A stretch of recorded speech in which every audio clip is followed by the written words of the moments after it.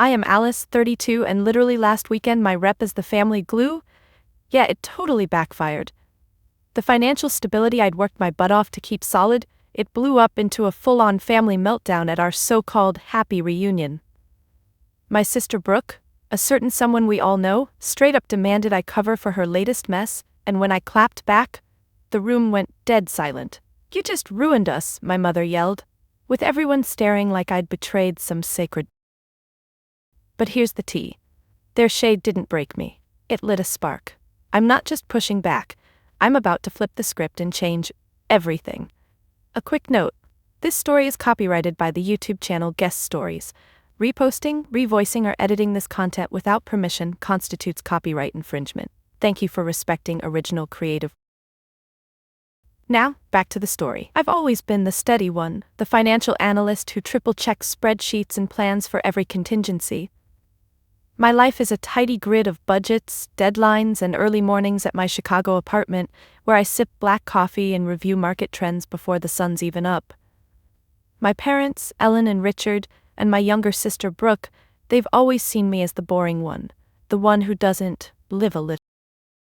But I'm the one they call when the bills pile up, or when Brooke's latest scheme goes south.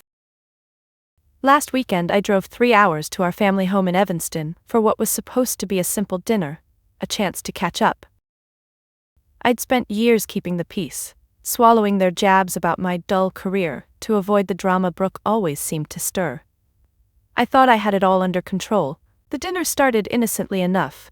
Mom had set the table with her usual flair, linen napkins, the good china, a centerpiece of lilies that made my nose itch. Dad was at the head, already pouring his second glass of Merlot, while Brooke lounged across from me scrolling her phone, her manicured nails tapping the screen. She'd shown up unannounced, as usual, breezing in with a backpack and a grin, saying she'd just missed us. I should have known better. Brooke doesn't just visit. She always wants something, money, a favor, or just attention. This time, though, she was quieter, her eyes darting to me when she thought I wasn't looking. I brushed it off, chalking it up to her usual chaos. We ate Mom's roast chicken, made small talk about Dad's golf game, and I tried to ignore the familiar ache of being the odd one out. See, I've spent my life building something solid. I clawed my way through a finance degree, landed a job at a top firm, and saved enough to buy my own place by 30. I'm proud of that. But to my family, I'm just Alice, the one who's too serious, who doesn't get invited to Brooke's spontaneous Vegas trips or Mom's book club brunches. They don't see the late nights I spent studying, the clients I've won over with sheer grit, or the quiet satisfaction of a balanced ledger. They see Brooke's charm, her wild stories, her Instagram posts from beaches I've never had time to visit. That night, I felt the weight of it all, their expectations, their dismissal, the way they leaned into Brooke's every word while mine barely registered. Then it happened. Midway through dessert, Brooke casually mentioned needing a place to crash for a few days. "Just until I figure some stuff out," she said, twirling a lock of her dyed blonde hair. Her smile was too bright, her voice too sweet. I caught Mom's quick glance at Dad, the kind they share when they're about to ask me to fix something. "Alice, you've got that spare room, right?" Mom said, her tone implying it was already decided. I froze, my fork hovering over the cheesecake. Brooke's eyes locked on mine, and for a split second I saw something. Guilt? Amusement? I couldn't tell. I said I'd think about it, my voice tight, and Dad sighed like I was being difficult. The room felt smaller, the air thicker, and I realized this wasn't just about a spare room. It was about me always saying yes, always cleaning up their messes. I drove home that night, my knuckles white on the steering wheel, replaying the dinner in my head. Brooke's sudden visit, her vague plans, the way Mom and Dad didn't even ask about my promotion last month. They just assumed I'd handle whatever Brooke threw at us.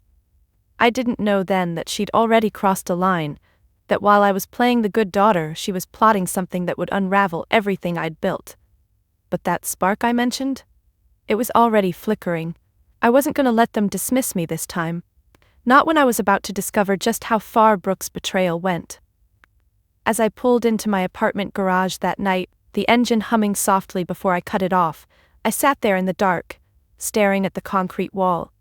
My hands were still gripping the wheel, fingers aching from the tension. That dinner had stirred up old ghosts, the kind I'd learned to bury under work deadlines and gym routine. But tonight, they wouldn't stay down. I thought about how we'd gotten here, how my family's blind spot for Brooke had been there from the start, a pattern etched into every holiday, every phone call.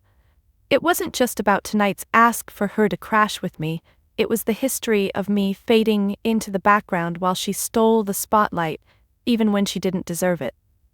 I climbed the stairs to my place, keys jangling in my hand, and dropped my bag by the door. The living room was quiet, just the hum of the fridge and the faint glow from the city lights outside the window. I poured myself a glass of water, leaning against the counter, and let my mind drift back. It started when we were kids, I guess. I was 10, Brooke 8, and I'd just won the school spelling bee.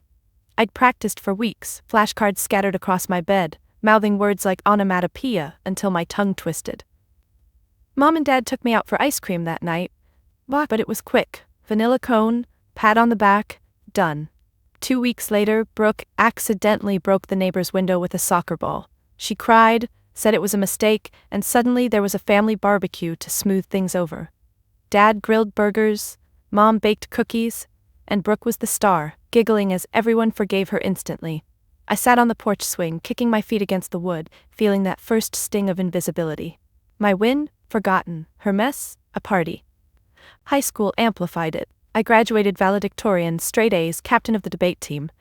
I'd stay up until 2 a.m. studying, my desk lamp casting shadows on piles of notes, my eyes burning but determined. The ceremony was in the gym, sweat beading on my forehead under the cap and gown. I gave my speech, hands steady on the podium, quoting something about perseverance. Mom clapped politely, Dad nodded, but afterward, at the reception they hovered around Brooke. She'd failed 2 classes that year, skipped school for beach days with friends, but she promised to do better. They bought her a new laptop to help with studies while I got a handshake and, "We're proud, Alice." I remember clenching my program in my fist, the paper crumpling as I watched them laugh at her jokes. My achievement was expected, like breathing. Hers, even the failures, were excused with hugs and second chances. College was worse. I went to Northwestern on a partial scholarship, majoring in finance, working part-time at a campus bookstore to cover the rest. I'd call home every Sunday, updating them on my GPA, my internships. "That's nice, dear," Mom would say, her voice distant, before pivoting to Brooke. My sister had dropped out of community college after 1 semester, claiming it wasn't her vibe. Instead, she backpacked through Europe on money Dad wired her, posting photos of Eiffel Tower selfies and Italian gelato. When she ran out of cash in Rome, they flew her home, no questions asked. I visited for Thanksgiving that year, my backpack heavy with textbooks. Over turkey, I mentioned landing an internship at a big firm in Chicago. Dad grunted, "Good for you," while slicing more pie for Brooke, who was regaling them with stories of her adventures. She knocked over her wine glass, red spilling across the tablecloth, and laughed it off. Mom jumped up to clean it, cooing, "Oh, honey, it's fine." I wiped a drop from my sleeve, my jaw tight, swallowing the urge to point out how I'd never spilled anything, never asked for bailouts. Even in my career, it persisted. At 25, I got my first big promotion, senior analyst, corner office with a view of the lake. I emailed the family a photo of my new desk, neat with folders and a nameplate. Crickets for days. Then Brooke called, sobbing about her latest boyfriend dumping her after she maxed his card on shoes. Mom and Dad drove to her place, consoled her with takeout and talks of better fish in the sea. When I brought up my promotion at Christmas, gathered around the tree with mugs of cocoa, Dad said, "Finance, huh? Steady job." Brooke, unwrapping a necklace they'd bought her, chimed in, "Alice is so responsible, wish I could be more like that." But her tone was mocking, her eyes rolling slightly as she dangled the jewelry. I stirred my cocoa, the spoon clinking against the mug, feeling the heat rise in my cheeks. My successes were footnotes, her dramas were headlines. And the enabling? It was endless. Brooke wrecked Dad's car at 19, joyriding with friends. They paid for repairs, no lecture. I saved for my first car, a used Honda, payments deducted like clockwork. When she got fired from her third job for showing up late, they loaned her rent money I knew wouldn't be repaid. I'd overhear their calls, Mom's voice soft, She's trying, Alice. Be patient. Patient? I'd been patient my whole life, building quietly while she tore through theirs like a whirlwind. Last year, she borrowed $500 from me for a business idea, some Etsy shop that never launched. I wired it, fingers hesitating over the send button, knowing it was gone. When I asked about it months later, she laughed. Oh, that? Life happened. Mom sided with her. Don't be so hard on your sister. Back in my kitchen now, I set the glass down, the water untouched, and rubbed my temples. These memories weren't just old wounds, they were the foundation of why tonight felt so raw. Brooke's visit wasn't innocent. Her asking to stay? It was the setup for whatever scheme she had brewing. I paced the floor, shoes clicking on the tile, piecing it together. The way she'd eyed my purse at dinner, the quick hug goodbye where her hand lingered on my back. I shook my head, telling myself I was paranoid, but deep down, that spark was growing into a flame. I wouldn't let history repeat. Not this time. A few days after that tense family dinner, I was back in my routine, burying the unease under a stack of reports at work. My office was a sanctuary. Neat desk, dual monitors flickering with stock charts, the faint scent of my lavender diffuser cutting through the corporate air. But when my phone buzzed with Brooke's text, "Hey sis, mind if I crash at yours tonight? Promise not to be a pain." I hesitated, thumb hovering over the screen. Part of me wanted to say no, to draw that line I'd been thinking about in the car ride home. But habit won out. "Sure," I replied, adding a thumbs-up emoji that felt forced. She showed up that evening, backpack slung over her shoulder, her grin wide as she hugged me at the door. "You're a lifesaver, Alice," she said, her perfume, something floral and overpowering, lingering as she breezed past me into the living room. We ordered Thai takeout, pad see ew for me, extra spicy basil for her, and sat on my couch with plates balanced on our knees. The TV droned with some reality show she picked, contestants yelling about alliances. Brooke chattered through bites, fork-waving, about her latest gig, waitressing at a trendy bar downtown, but the tips suck, and the manager's a jerk. I nodded, chewing slowly, my mind half on an email from my boss about a client meeting tomorrow. She asked about my job, but it was surface level, her eyes glazing over when I mentioned auditing protocols. "Sounds intense," she said, reaching for the remote to turn up the volume. I watched her laugh at the screen, her head thrown back, and felt that familiar pull. Sisterly affection mixed with wariness. Why was she really here? She dodged when I asked about her plans, just shrugged and said, "Figuring stuff out. You know me." As the night wore on, I felt the exhaustion creep in. I'd been up since 5 a.m. for a run, then a full day crunching numbers.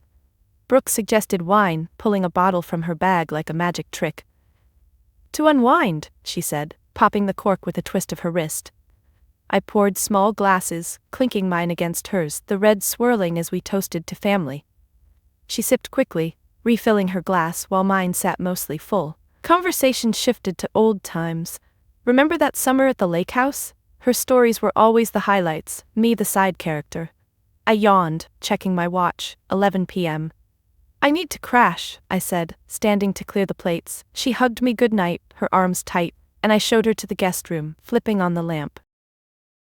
"Sheets are fresh," I murmured, lingering in the doorway as she flopped onto the bed, phone already in hand. I retreated to my bedroom, door clicking shut behind me. I brushed my teeth, the minty foam bubbling as I stared at my reflection, dark circles under my eyes, hair pulled back in a messy bun. Changing into pajamas, soft cotton against my skin, I slid under the covers, setting my alarm for 6 a.m. The apartment was quiet now, just the distant hum of traffic outside. I scrolled my phone briefly, checking emails, then plugged it in on the nightstand next to my wallet. Sleep came fast, heavy, my body sinking into the mattress. I didn't hear the creak of the floorboards hours later, around 2 a.m., when Brooke slipped out of her room. She moved quietly, socks muffling her steps, pausing at my door to listen for my steady breathing. Satisfied, she turned the knob slowly, the latch giving with a soft click. Inside, the room was dim, moonlight filtering through the blinds in slivers. Brooke's eyes adjusted, spotting my nightstand. She crept closer, heart pounding, not from guilt but excitement. Her fingers trembled slightly as she reached for my wallet, the leather cool under her touch. She flipped it open carefully, avoiding the creak of the zipper. My credit card was there, nestled in its slot. the raised numbers catching the faint light. She pulled out her phone, by no flashlight off to avoid waking me, and used the camera to snap a quick photo, front and back, capturing the details: number, expiration, CVV. Her breath was shallow, thumb steady on the shutter button. She double-checked the image, zooming in to ensure clarity, then slid the card back, wallet returned exactly as found. I stirred slightly, rolling over, sheets rustling, and she froze, body rigid, waiting. When my breathing evened out again, she backed away, door closing with the barest whisper. Back in the guest room, Brooke sat cross-legged on the bed, phone screen glowing blue against her face. She opened her laptop, borrowed from a friend, she told herself, and logged into a travel site. Fingers flew over the keys, entering my card info with practiced ease. Tokyo had been a dream, fueled by influencers' posts of neon lights and sushi. She booked the flight, economy, but splurged on a hotel in Shibuya, the kind with rooftop views. Then shopping sites, designer bags, concert tickets, a spa day. The charges racked up, $500 here, $1,200 there, her smile widening with each confirmation. She justified it. Alice has plenty, she'll understand, or better yet, never notice. Parents would smooth it over if she did.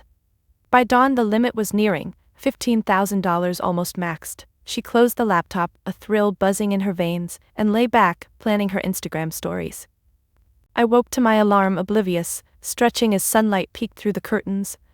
Coffee brewing in the kitchen, the aroma filling the air, I padded out in slippers. Brooke was up, yawning dramatically, hair tousled. "Morning," she said, pouring herself a mug. We chatted lightly, her saying she had errands today, me mentioning my meeting. She hugged me goodbye at the door, backpack zipped, her grip lingering a second too long. "Thanks for everything," she murmured, eyes meeting mine with that same bright smile. I waved as she left, door locking behind her, then headed to work, phone in hand for the commute. It wasn't until lunchtime, scrolling my banking app while eating a salad at my desk, fork spearing lettuce, that I saw the alerts. Unauthorized charges, airline ticket to Tokyo, hotel booking, luxury purchases. My stomach dropped, fork clattering to the plate. I refreshed, hoping it was a glitch, but the totals climbed, thousands gone. Heart racing, I called the bank, voice steady but hands shaking as I gripped the phone. "Fraud," I said, but deep down, suspicion gnawed. Brooke's visit, her sudden departure. I thought of her in my room? No, impossible. But the timing. I pushed the thought away, focusing on the rep's questions, my fingers drumming the desk. Little did I know, she'd already boarded a train to the airport, my card details fueling her escape, confident as ever that consequences were for other people. The bank's customer service rep droned on through the phone, her voice calm and scripted, as I sat rigid at my desk, the salad forgotten, wilting in its plastic container. "Ma'am, can you confirm the last 4 digits of the card?" she asked, keyboard clicks echoing in the background. I rattled them off, my free hand scrolling frantically through the app again, the list of charges glaring back. $2,300 for a round trip to Tokyo on United, $1,800 for a suite at the Shibuya Excel Hotel, then a spree, $900 at Uniqlo, $1,200 at some electronics store, on and on until it hit the $15,000 limit. My heart hammered against my ribs, a cold sweat prickling my forehead. "These aren't mine," I insisted, voice pitching higher. "I need to freeze the card, now." She put me on hold, elevator music mocking me, and I pushed back from the desk, chair wheels squeaking on the carpet. Pacing my small office, I tugged at my blouse collar, the fabric suddenly too tight. How? When? My mind raced, piecing fragments, Brooke's overnight stay, her vague errands, that lingering hug. The rep came back. "Card frozen. We've flagged it as fraud. You'll need to file a dispute form. Emailing it now." I thanked her mechanically, hanging up as my inbox pinged. But fraud? Strangers didn't crash on my couch. I dropped into the chair, elbows on the desk, fingers pressing into my temples. Flash to last night. Me asleep, wallet on the nightstand. Had she? No, Brooke was flaky, not criminal. But the timing, the charges started at 3:17 a.m., right after she'd crashed. I grabbed my phone, dialing her number, thumb smashing the call button. It rang once, twice, then voicemail. "Hey, it's Brooke, leave a message or text me." Her bubbly tone grated. "Call me back, now," I snapped, ending the call. "Text next." "What the hell? My card's maxed, Tokyo? Explain." Sent. I stared at the screen, willing the dots to appear. Nothing. Minutes ticked by, my leg bouncing under the desk, nails digging into my palm. I opened the banking app again, zooming in on the details.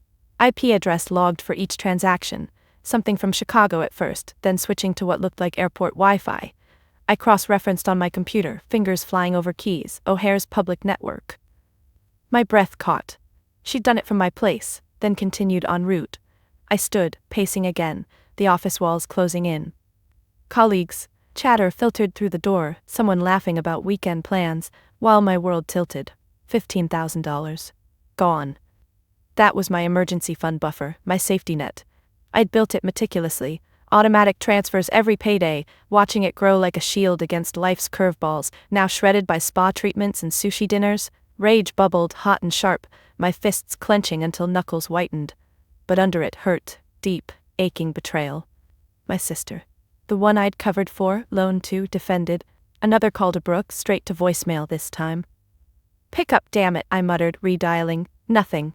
I tried Mom next, phone pressed to my ear as I leaned against the window, overlooking the bustling street below. Cars honked, pedestrians hurried, life normal while mine unraveled. Mom answered on the third ring. "Alice? Everything okay?" Her voice warm, concerned. I spilled it, the charges, the timing, Brooke's visit. "It has to be her, Mom. Who else?" Silence, then a sigh.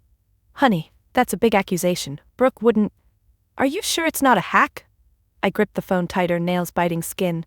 "The IP traces to my apartment. She was here."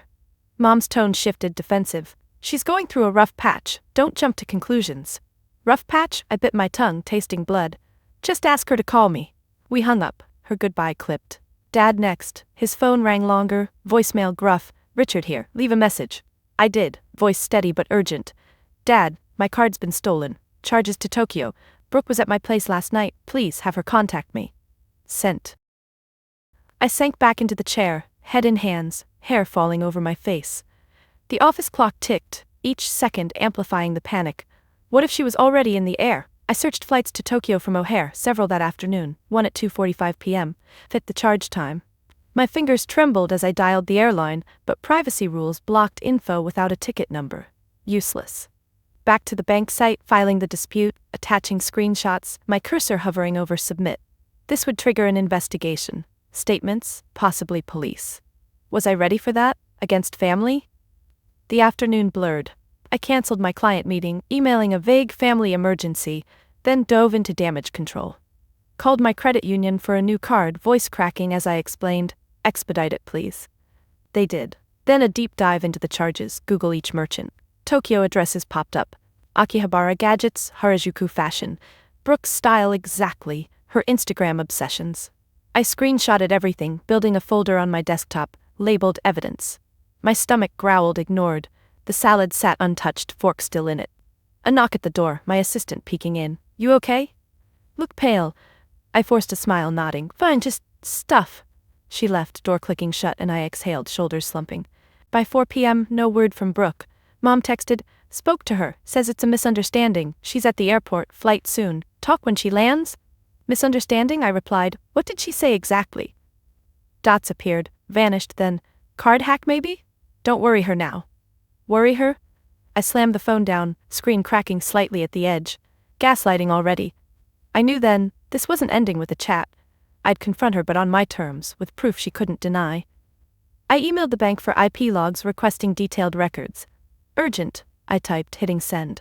As the sun dipped lower, casting long shadows across my desk, I packed up, laptop under arm, keys in hand.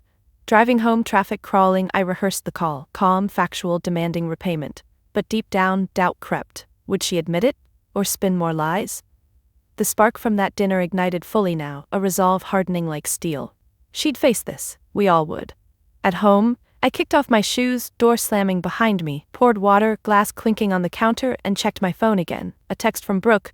"Sis, chill, probably fraud. I'll sort when back. Love ya."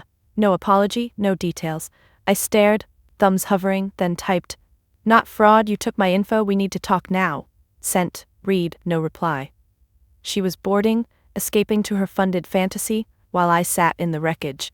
But tomorrow I'd start rebuilding, and chasing answers. This eve of whatever storm was coming, it ended with me vowing, no more invisibility, no more enabling.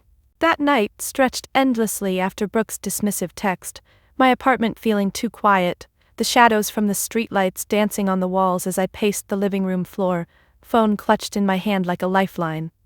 I'd refreshed the banking app a dozen times, the charges frozen but the damage done, each line item a slap, $450 for a kimono rental, $320 at a karaoke bar.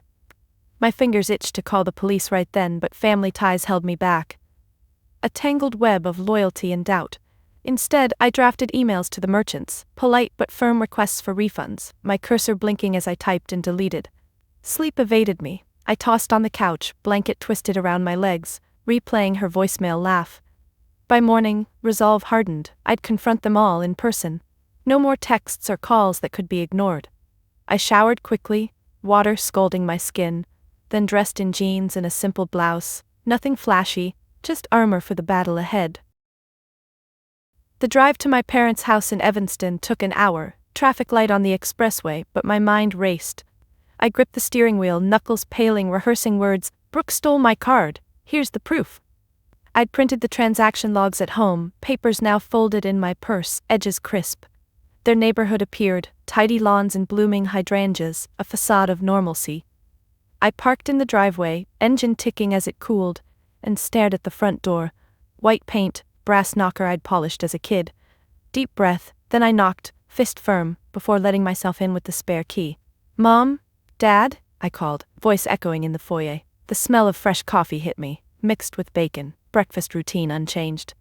They were in the kitchen, Mom at the stove flipping eggs, Dad at the table with the newspaper, glasses perched on his nose.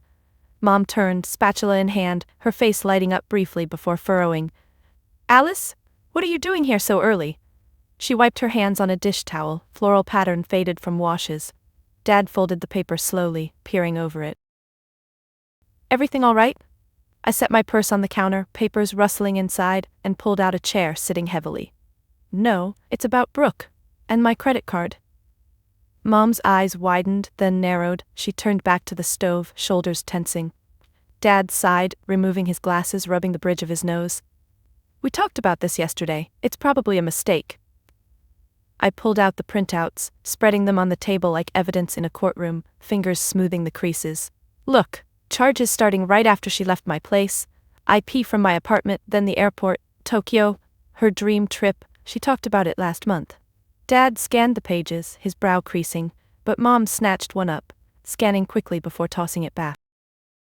Alice, this is serious. Accusing your sister? She's on a plane right now, stressed enough. I leaned forward, elbows on the table, voice steady but rising. Stressed? She maxed my card. $15,000. That's theft, Mom. Dad pushed the papers away gently, his hand veined and spotted with age. Let's not jump to conclusions. Hackers are clever these days. Remember that story on the news? The condescension hit like a wave, their words laced with that familiar pity, the overreacting Alice narrative. Mom plated the eggs, sliding one in front of me unasked, fork clinking against ceramic. Eat something. You look tired. Brooke said it might be fraud, she'll handle it when she lands. I stared at the plate, steam rising, appetite gone. Handle it? With what money? She's broke, that's why she came to me. Dad cleared his throat, folding his arms, chair creaking under him. Your sister's impulsive, sure, but a thief? Come on, Alice. You've always been the dramatic one. Dramatic? I felt my cheeks flush, hands balling into fists under the table, nails digging into palms. This isn't drama, it's facts. Call her. Put her on speaker. Mom hesitated, wiping the counter in slow circles, avoiding my eyes. She's in the air, honey, no service. But Dad pulled out his phone, dialing anyway, the ringtone tinny. Voicemail again. See? Let's wait. I stood, chair scraping back, frustration boiling over. Wait, while she parties on my dime? You always do this, excuse her, baby, her. Mom's face hardened, towel twisted in her grip. And you always judge. Brooke's free-spirited, you're rigid. Maybe if you loosened up, you'd understand. The backhanded jab landed, her words sharp as a knife, implying my discipline was a flaw. Dad nodded subtly, sipping coffee, mug hiding his expression. We're proud of your job, Alice, but family comes first. Don't tear us apart over money. I paced the kitchen tile, shoes clicking, the room feeling smaller, air thick with denial. Proud? When have you said that? You celebrate her screw-ups with bailouts, ignore my wins. Mom rolled her eyes slightly, a micro gesture that stung. There you go again, making it about you. Brooke needs support, you've always been independent. Independent, like a compliment wrapped in dismissal. I grabbed my phone, pulling up the app, shoving the screen toward them. Look at the timestamps. She was in my room while I slept. Dad squinted, then waved it away. Coincidence. You're paranoid from all that work stress. Paranoid? My throat tightened, eyes burning with unshed tears, but I blinked them back, refusing to crack. The barrage continued, their questions probing like needles. Did you leave your wallet out? Mom asked, eyebrow arched. Maybe someone else accessed it. I shook my head, voice cracking. No one else was there.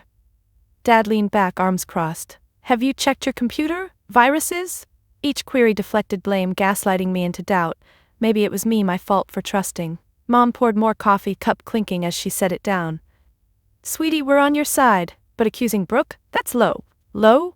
I snatched the papers, stuffing them back, purse zipper rasping. I'm getting proof, real evidence. Then what? Silence, their eyes averted. Mom to the window, Dad to his mug. I stormed to the door, hand on the knob, twisting it hard. This isn't over. Mom called after, voice soft but edged. Don't do anything rash, Alice, we're family. Family, the word twisted like a knot. I slammed the door, the sound echoing, and strode to my car, keys jangling. Tears came then, hot on my cheeks as I drove away, wiping them with my sleeve. Their contempt, those backhanded barbs, rigid, dramatic, paranoid, fueled the fire. I'd gather irrefutable evidence, shatter their denial. No more gauntlet. Next time, I'd strike back. Driving away from my parents' house, the Evanston streets blurring through tear-streaked windows, I wiped my face with the back of my hand, the salt stinging my skin. Their words echoed, paranoid, dramatic, rigid, each one a barb hooking deeper into that old wound of invisibility. I merged onto the expressway, cars whizzing past, my foot heavy on the gas as anger surged. How could they defend her? Again? I blasted the radio, some talk show droning about relationships, but switched it off, preferring the roar of the engine. Back at my apartment, I slammed the car door, the sound sharp in the garage, and trudged upstairs, keys scraping the lock. Inside, I dropped my purse on the table, papers spilling out, and sank onto the couch, head in hands, fingers threading through my hair. The silence pressed in, broken only by my ragged breaths. I needed to talk to them again, push harder. Maybe if I laid it all out, they'd see. But doubt crept. Would they? I grabbed my phone, scrolling contacts, thumb pausing over Mom's name. Instead, I texted the group chat. Me, Mom, Dad, we need to discuss this properly. Tonight, my place or yours? Sent. Dots appeared immediately from Mom. Fine, our house, 7 p.m., but no more accusations until Brooke lands. Dad chimed in. Agreed. Family meeting. Family meeting, like we were deciding on vacation plans, not theft. I exhaled, shoulders dropping, and spent the afternoon working remotely, laptop on the coffee table, spreadsheets a distraction. But focus slipped. I'd stare at cells of numbers, mind replaying their deflections. By 5 p.m., I showered again, water pounding my back, then dressed in a sweater and slacks, comfortable but composed. Grabbing the evidence folder, thicker now with merchant emails confirming charges, I headed out, the drive back tense, stomach knotted. I arrived at 6:45, the house lights warm against the dusk, but the welcome felt cold. Mom opened the door, her hug brief, arms loose. Come in, she said, voice flat, leading me to the living room. Dad was on the recliner, remote in hand, TV muted on a news channel. He nodded, not standing. Sit. I chose the armchair, folder on my lap, fingers tapping the cover. Mom brought tea, chamomile, steam curling up, placing mugs on coasters with a clink. Let's keep this civil, she started, perching on the sofa edge, hands folded. Dad muted the TV fully, leaning forward. We love both our girls, Alice, but it's tearing us apart. I nodded, swallowing. I know. That's why we need truth.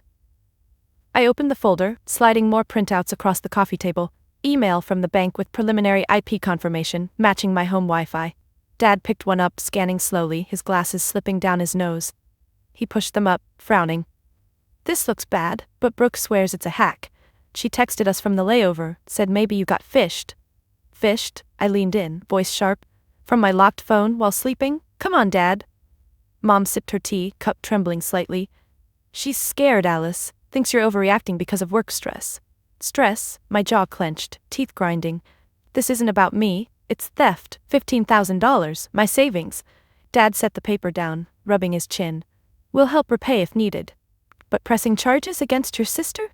I froze, the implication sinking in. You talked to her about charges? Mom nodded, eyes meeting mine, steady but sad. She called crying, said you'd ruin her life. The conversation shifted then, escalating like a storm building. I pulled out my phone showing Brooke's text. Chill, probably fraud, and demanded, explain this. Dad waved it off. She's deflecting, scared. Scared? She should be. I shot back, voice rising. It's criminal.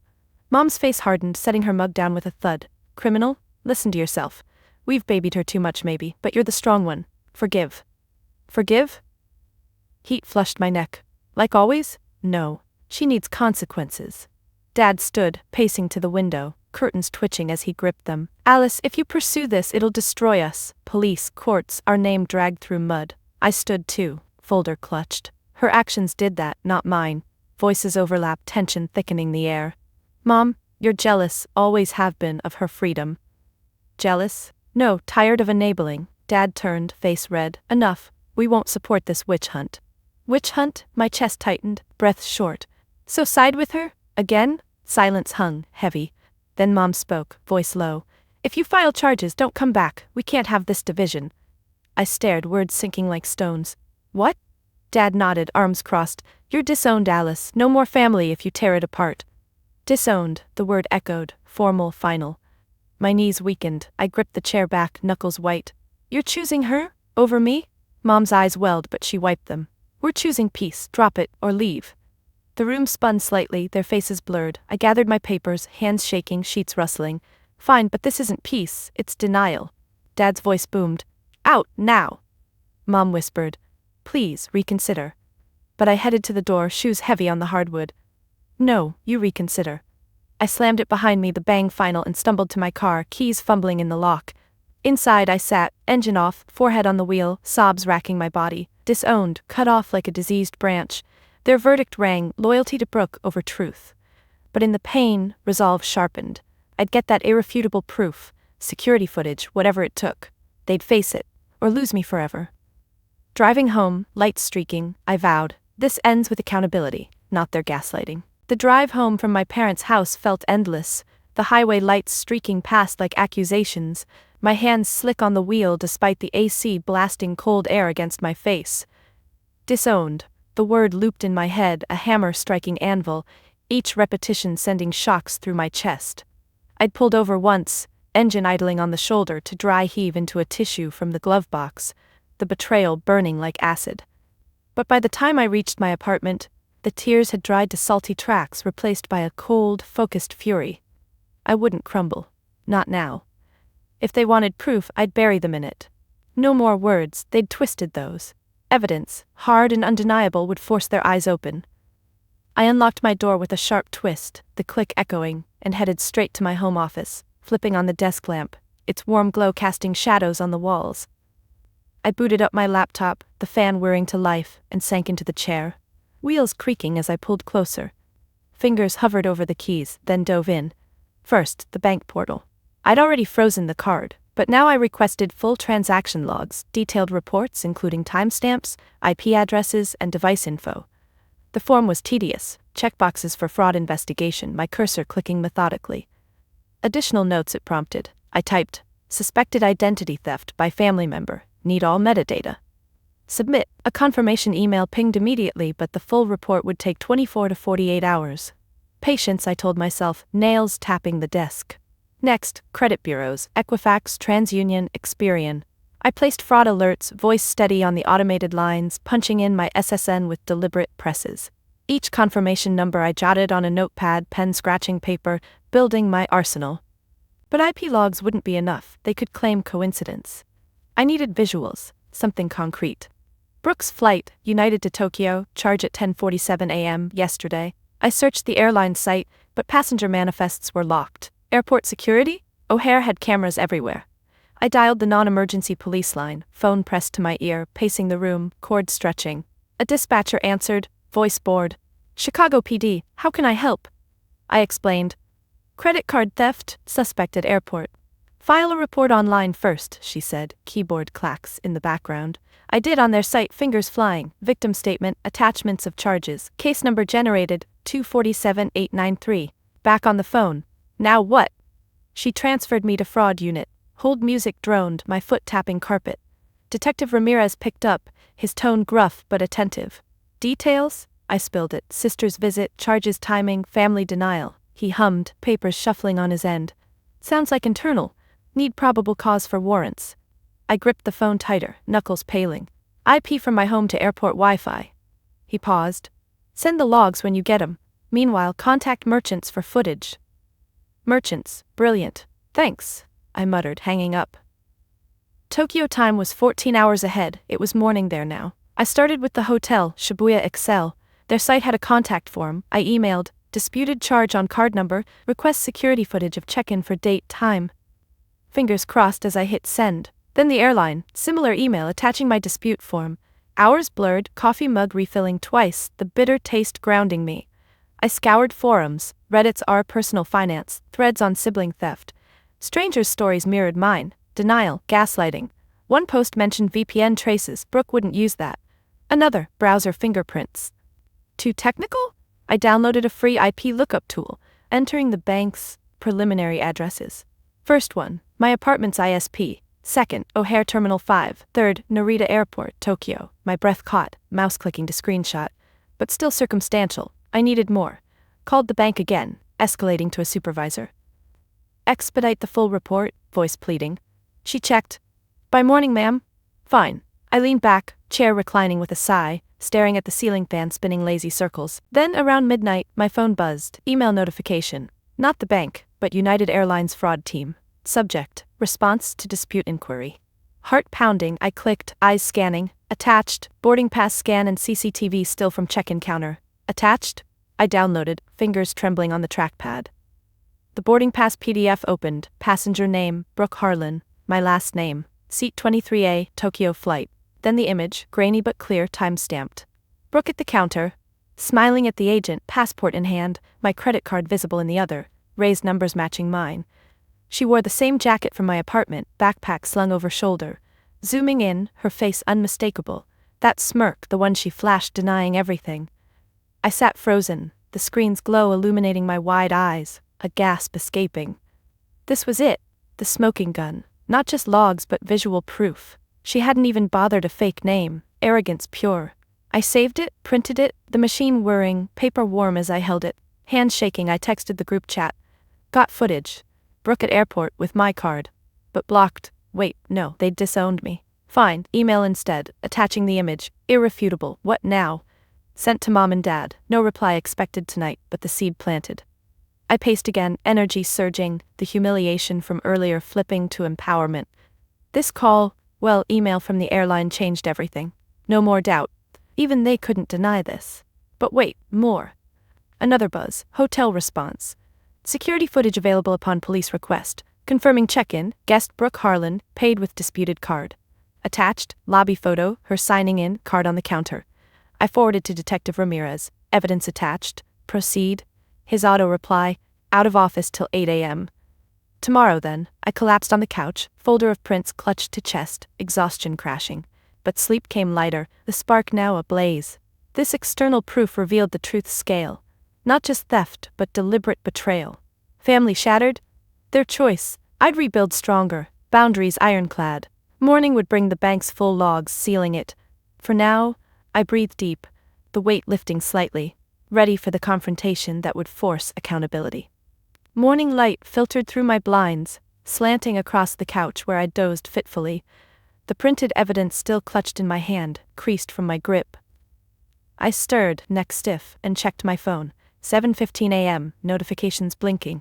Emails from the bank, full logs attached, IPs confirmed, device browser fingerprints matching Brooke's usual Safari on iPhone. More merchant replies. Spa in Tokyo sent a receipt scan with her signature, scrawled in that loopy handwriting I'd recognize anywhere. I sat up, blanket pooling at my feet, and forwarded everything to Detective Ramirez, fingers tapping urgently. All proof here, ready to file? His response came quick. Come to the station, we'll draft the report. Station. Police involvement now real, not abstract. My stomach twisted, but I dressed quickly, buttoning a crisp shirt with steady hands, tucking the folder under my arm like a shield. The drive to the precinct was short, Chicago traffic just starting to thicken, horns blaring as I navigated. Inside, the lobby smelled of stale coffee and printer ink. I signed in, pen scratching the clipboard, and waited on a hard plastic chair, leg bouncing. Ramirez appeared, badge glinting, handshake firm. "Miss Harlan, this way." His office was cluttered, files stacked, coffee mug ringed with stains. I spread the evidence on his desk, papers fanning out, pointing to timestamps, footage stills. "It's her, no doubt." He nodded, scrolling the attachments on his computer, mouse clicking. "Solid case. Theft over $500, felony in Illinois. International element complicates but will coordinate. Felony." The word hung heavy. I swallowed, nodding. "I want to press charges." He typed the report, keys clacking, me dictating details. Her visit, the sleepover, the charges. Signed digitally, my finger swiping the tablet, official now. "We'll issue a warrant. We're extradition if needed." Extradition from Tokyo? Reality sank in, but I thanked him, voice even, and left, folder lighter somehow. Back home, I brewed coffee, mug warm in my palms, staring at the steam. Parents' email from last night? Unopened until now. "Mom, Alice, that photo, it looks like her, but maybe edited?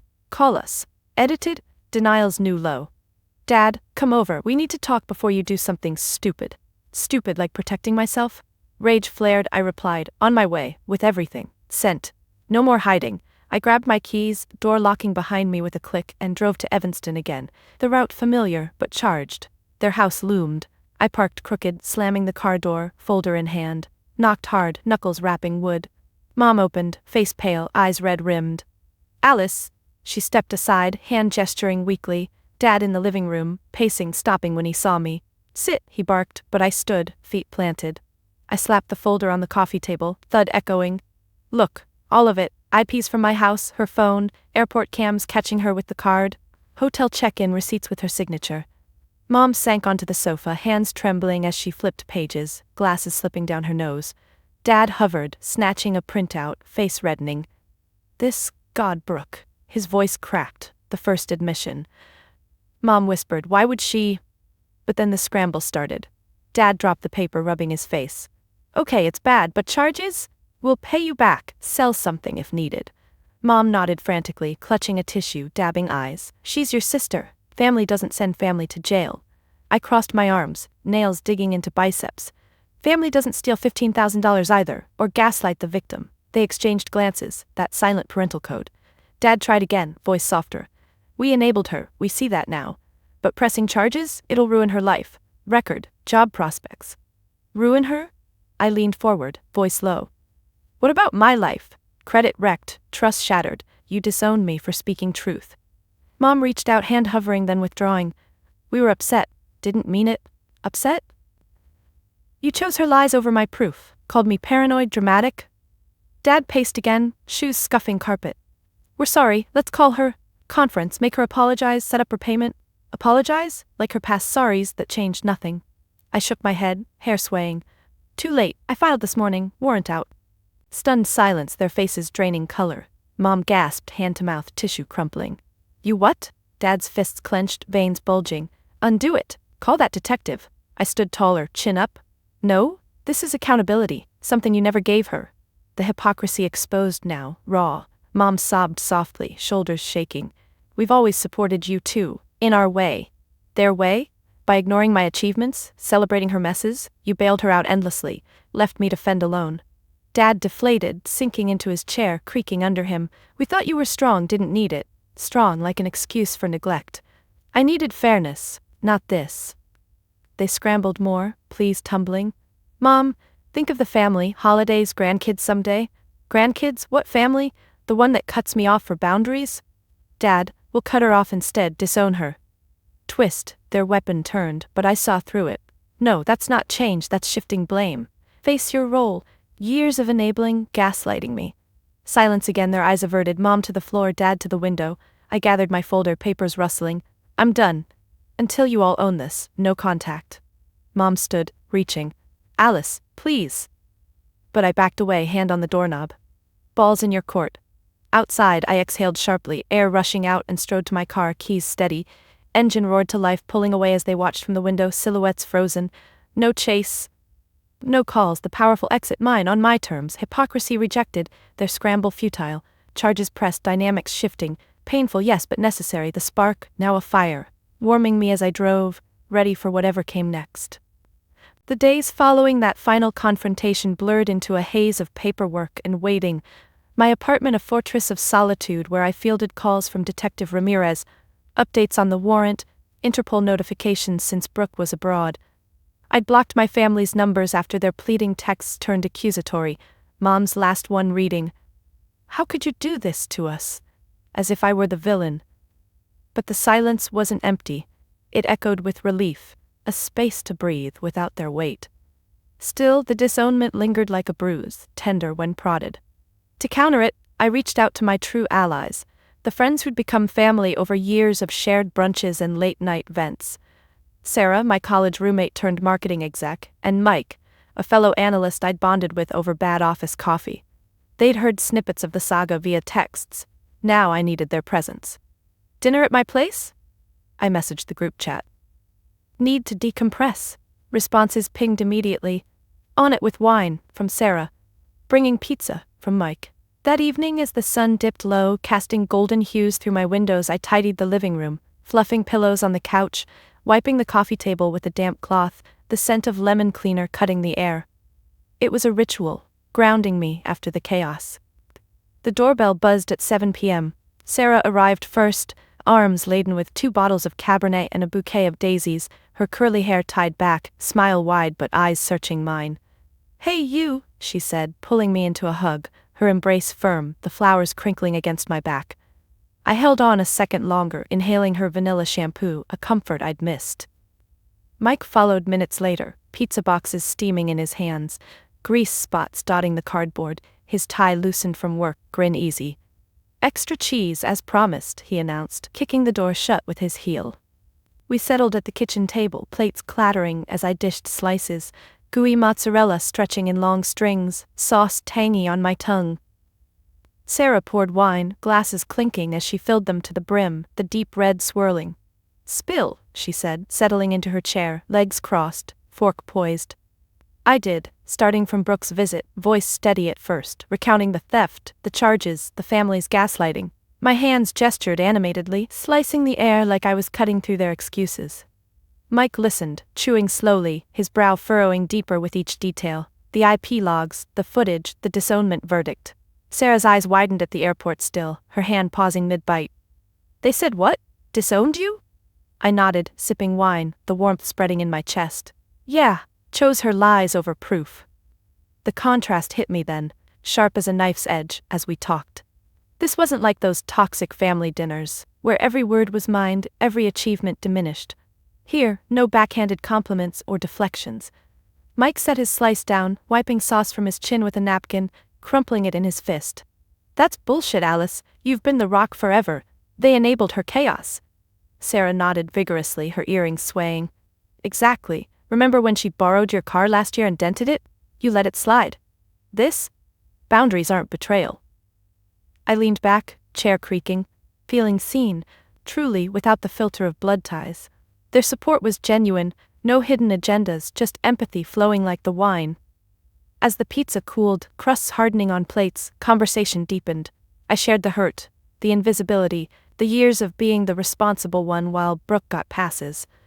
My voice cracked once, recounting Mom's paranoid jab. Sarah reached across, squeezing my hand, her palm warm and steady. "You're not, you're strong as hell," Mike chimed in, pouring refills, liquid glugging into glasses. "And smart, pressing charges, that's protecting yourself, proud of you." No scrambling to defend Brooke, no gaslighting my feelings. Instead, they validated, their nods and murmurs building me up. We laughed too, dark humor about Brooke's Tokyo spree. "Hope she chokes on sushi," Sarah quipped, her laugh infectious, easing the knot in my gut. The evening stretched, plates pushed aside, wine bottles emptying. Mike shared his own story, cutting off a toxic cousin after repeated loans gone unpaid, his voice low, fingers drumming the table. "Best decision. Chose peace over blood."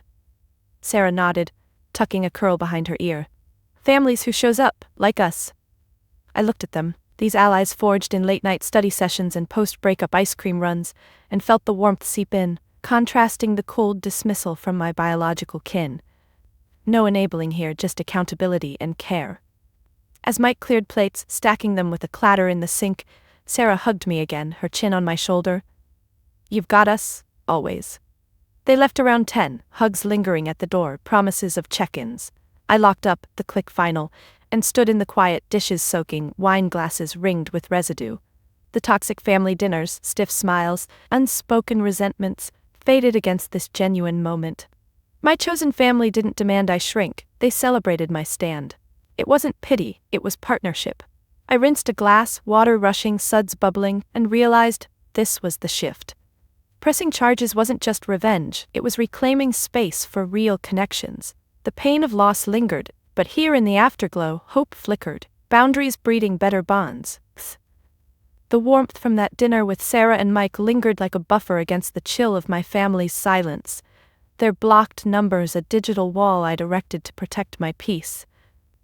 But the aftermath of pressing charges wasn't just quiet, it was a storm of logistics and emotions, whipping up doubts in the dead of night when I'd stare at the ceiling, sheets tangled around my legs, wondering if I'd gone too far. Brooke had landed back in the States 2 weeks later, escorted by authorities after her lavish trip turned into an abrupt detention in Tokyo. Interpol had moved faster than I'd expected. Detective Ramirez called to update. "She's in custody, bail hearing tomorrow." I thanked him, voice flat, hanging up as my hand shook slightly, the phone cool against my palm. No triumph, just a hollow ache. This was real. Court dates, lawyers, the unraveling of secrets long buried. I handled it methodically, the way I approached a messy spreadsheet, cell by cell. First, finances. I met with my bank's fraud team in their sterile office downtown, fluorescent lights buzzing overhead as I signed affidavits, pen gliding over paper with deliberate strokes. They reimbursed most of the $15,000 after reviewing the evidence, checks deposited, my account balance climbing back to safety. But the credit hit lingered. I spent hours on calls with bureaus, voice patient as I disputed inquiries, fingers drumming on my desk while hold music looped. Work helped. Diving into client portfolios, numbers a refuge, my boss nodding approval at my focus. "Take time if needed," she said during our weekly check-in, her face pixelated on the video call. I shook my head, forcing a smile. "I'm good." Lies, but productive ones. Emotionally, it was harder. Therapy started. A neutral office with a ficus in the corner, with my therapist's notepad scratching as I unpacked the gaslighting, the invisibility. "Boundaries aren't walls, they're doors you control," she said, her tone even, pen pausing. I nodded, twisting a tissue in my lap, shreds falling like snow. Home became my fortress. I changed locks, the new keys heavy in my pocket, a symbolic fresh start. No more unannounced visits. I decluttered too, boxed up old family photos, their frames clinking as I taped the cardboard shut, storing them in the closet's depths. Brooke's forgotten sweater from her stay, donated, the fabric soft under my fingers one last time before I dropped it in the bin. The family tried breaching, indirectly at first. A voicemail from an unknown number. Aunt Linda, Mom's sister, her voice hesitant. "Alice, your mom asked me to call. They're devastated. Can we talk?" I deleted it, finger swiping hard, but it planted seeds of guilt. Then emails. Dad's subject, "Let's fix this." Body pleading for mediation. "Drop the charges, we'll go to counseling as a family." Counseling?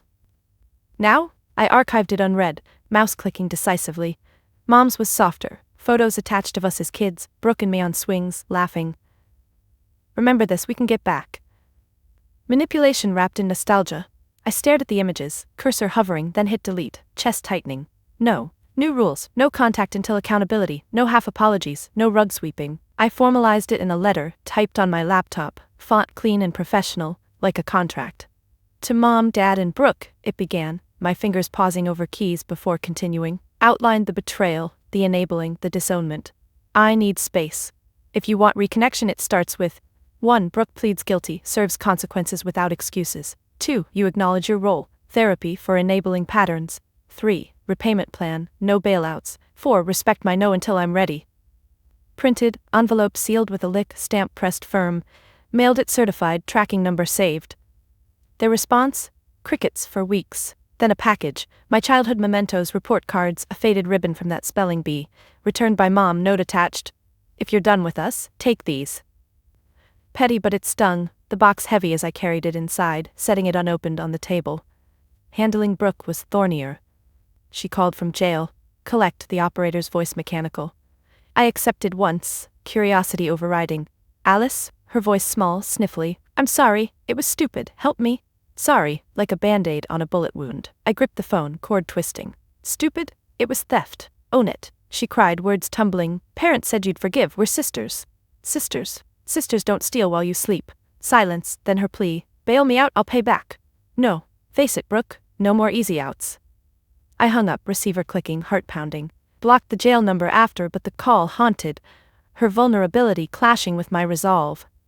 Friends bolstered the fortress. Sarah checked in daily, texts like coffee run, leading to walks in the park, leaves crunching underfoot as I vented. Mike organized game nights, cards slapping the table, laughter easing the tension. They respected my rules, no pushing reconciliation. Your pace, Sarah said over lattes, foam clinging to her lip. I nodded, stirring my drink, spoon clinking ceramic. Work boundaries too. I turned down a family-linked client, email polite but firm. Conflict of interest. My boss understood. No questions. Months in, the court date loomed. I testified, stand wooden under my hands, voice clear recounting the evidence. Brooke sat cuffed, eyes downcast, her lawyer's tie askew. Parents in the gallery, faces drawn, avoiding my gaze. She pled guilty, reduced charge, probation, restitution ordered. Judge's gavel banged, final. Outside they approached, mom's hug attempt, arms outstretched. I stepped back, hand up. Not yet. Dad's eyes welled. We got your letter, therapy starts next week. Progress? Maybe. But I walked away, heels clicking on marble, enforcing the boundary. The aftermath shaped me, stronger walls, selective entry. No regrets, the fortress protected growth. Painful, yes, but necessary. New rules engaged, honesty or nothing. And in that space, I thrived. With the court proceedings behind me and the restitution payments starting to trickle in, Brooke's probation-mandated job at a coffee shop wiring small amounts monthly, each deposit a grudging acknowledgement. I turned my focus inward, channeling the energy that once went into family fixes towards something lasting. My career as a financial analyst had always been my anchor, but now it felt like a canvas, blank and waiting for bolder strokes. The betrayal had stripped away illusions, leaving me raw but resolute. I'd reclaim the Harlan name not through their approval, but by forging a legacy of empowerment, one that echoed my struggles and turned them into tools for others. It started small, in the quiet hours after work, but built into a realization that hit me during a routine client meeting, transforming how I saw my role in the world. That afternoon I sat in the conference room at my firm, the glass walls overlooking the Chicago skyline, sun glinting off skyscrapers like distant promises. My client Jenna, a 28-year-old single mom starting her own bakery, fidgeted across the table, her fingers twisting a napkin into knots, shreds falling onto the polished wood. She'd come for advice on budgeting after a messy divorce left her drowning in debt, ex-husband's gambling habits mirroring Brooke's recklessness in a way that made my stomach clench. I spread out her statements, papers rustling under my hands, highlighters capping and uncapping as I marked categories, rent in red, groceries in green. See here, I said, pointer tracing a line. These impulse buys are eating your buffer. She nodded, eyes downcast, her shoulders hunched like she carried invisible weights. I feel so stupid. My family says I should have seen it coming. Stupid. The word echoed my own self-doubts post-theft, the nights I'd questioned leaving my wallet out. I paused, pen hovering, and set it down with a soft click. You're not stupid, you're human. And families, they don't always help. Jenna looked up, her eyes meeting mine, a flicker of connection. I shared a sliver then, not the full saga, but enough. My sister maxed my card once, family sided with her, I had to set boundaries, press charges even. Her mouth parted slightly, napkin stilling in her grip. Really? You seem so put together. Put together, like the facade I'd maintained. I leaned forward, elbows on the table, voice lowering. It shattered me. But it taught me. Financial independence isn't just numbers, it's reclaiming control. We dove deeper, me sketching a plan on a notepad, lines connecting savings goals to emergency funds, my handwriting steady despite the emotional undercurrent. As Jenna gathered her papers, folder crinkling, she hugged me impulsively, her arms quick but sincere. "Thank you. Not just for the advice, for the real talk." I nodded, throat tight, watching her leave, heels clicking down the hall. Alone, I stayed seated, chair swiveling slightly as I gazed out the window, traffic a blur below. That interaction crystallized it. My success wasn't merely personal stability, it could ripple outward, helping others navigate the betrayals I'd endured. The Harlan name, tainted by enabling and theft in my family's story, could mean resilience in mine. I grabbed my phone, thumbs tapping a note. "Start mentoring program, focus on women post-betrayal financial recovery." The idea sparked, warm in my chest, a counter to the cold disownment. Back at my desk, I fleshed it out, keyboard clacking as I drafted an email to my boss. Proposal: pro bono financial workshops for domestic abuse survivors and family fraud victims. Attached a rough outline, sessions on credit repair, boundary setting in shared finances, spotting red flags. Fingers hesitated over send, then clicked. Her reply came fast: "Love it, let's discuss." Excitement buzzed. I stood, pacing my office, shoes sinking into carpet. This wasn't revenge. It was reclamation, using my expertise to build what my family never did: honest support. The first workshop happened a month later in a community center downtown, folding chairs arranged in a circle, fluorescent lights humming overhead. 10 women attended, ages varying, stories etched in their postures. One with crossed arms, defensive, another twisting a ring, anxious. I started simple, projector clicking on, slides advancing with bullet points on debt management, but I wove in my truth. I lost $15,000 to someone I trusted. Family gaslit me, here's how I rebuilt. Gasps, then nods, hands raising tentatively. Micro actions unfolded. A woman named Lisa shared her brother's unauthorized loans in her name, her voice trembling, fist clenching on her knee. I listened, nodding, then guided. "Freeze your credit, here's how." Passed out forms, pens scratching as they filled them. Another, Maria, avoided eye contact, her fingers picking at a cuticle until it bled, a drop smearing on her jeans. "My parents always bailed my sibling out, now they expect me to." Echoes of my past. I knelt beside her chair, voice soft. "You don't have to. Set rules, no more loans without contracts." She met my eyes, tears welling, and nodded, wiping her hand on her shirt. The room filled with murmurs, women exchanging numbers, phones beeping. I ended with resources, hotlines, apps for tracking expenses, handouts rustling as they took them. One stayed after, hugging me tightly, her breath hitching. "You get it, thank you." Walking home that night, bag slung over shoulder, the city buzz alive around me, horns honking, pedestrians chatting. I felt the shift. The Harlan legacy, once synonymous with denial, now stood for something positive through me. My steps were lighter, wind tugging my hair. At home, I poured tea, mug steaming, and reflected in my journal, pen flowing. Today I didn't just teach numbers, I shared survival. Entries piled, each workshop building impact. Follow-ups showed credit scores rising, one woman leaving a toxic home. My firm sponsored more, my name on flyers, Alice Harlan Financial Empowerment Mentor. Reclaiming it on my terms, no family validation needed. This realization deepened over sessions, each a mirror to my growth. No abstract triumph, concrete actions, emails sent, hugs given, plans executed. The positive ripple? Emails from attendees, "Got my first savings account." Pride swelled, countering the old ache. My legacy, not inherited but earned, inspiring boundaries where mine were forged in fire. Months after launching those workshops, the rhythm of my life had settled into a new normal. One where the echoes of betrayal faded against the hum of purpose I'd built. But true closure came unexpectedly, on a quiet Saturday morning in my apartment, the kind of day where sunlight poured through the windows like an invitation to pause. I'd woken early as always, brewing coffee in the French press, the ground swirling dark as I plunged the filter down with a satisfying whoosh.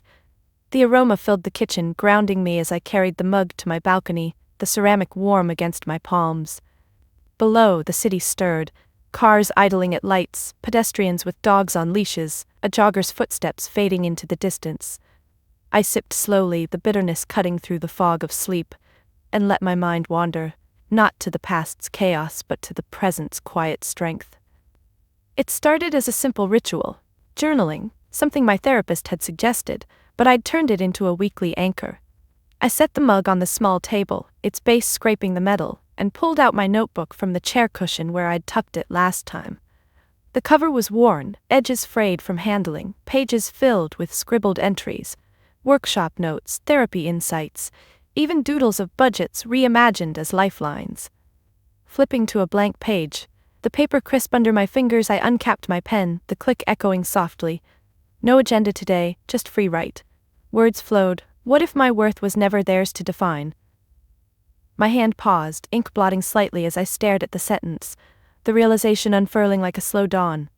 I'd spent years chasing validation in shadows, my family's nods for achievements they barely noticed, Brooke's fleeting gratitude for bailouts, even my parents' reluctant pride wrapped in conditions. But as I wrote, micro-memories surfaced, clenching my fist under the dinner table during their gaslighting, the tremble in my voice filing that police report, the steady gaze I held testifying in court.